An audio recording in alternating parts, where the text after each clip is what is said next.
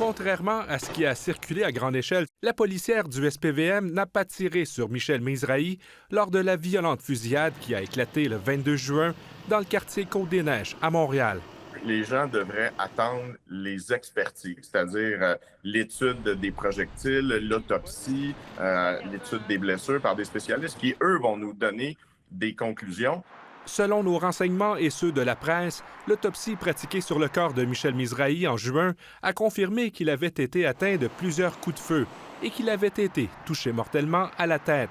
Cette balle mortelle, à la tête, aurait révélé un impact de gauche à droite et non de bas en haut, ce qui a permis aux médecins légistes d'écarter la thèse du tir provenant de la policière. Ce serait donc l'arme du tireur, Scott Hadfield, qui aurait atteint le civil de 68 ans. Je trouve ça très difficile parce que ce que la policière a vécu, se faire tirer dessus et vivre des blessures graves, être tombée dans le coma et se faire juger sur la place publique comme si c'est elle qui avait tiré, je trouve que c'est totalement injuste. Toujours selon nos renseignements, la policière qui ne comptait que 15 mois de service a même été menacée de mort par des internautes qui l'accusaient d'homicide pendant qu'elle était dans un état critique à l'hôpital. Ce genre de dérapage-là, on l'a connu dans diverses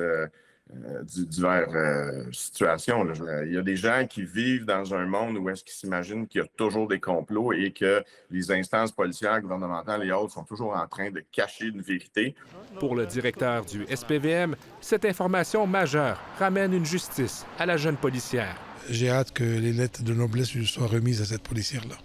3 enquêtes parallèles sont toujours en cours, soit celle de la Sûreté du Québec, le Bureau des enquêtes indépendantes et le Bureau du coroner, pour corroborer les résultats de l'autopsie.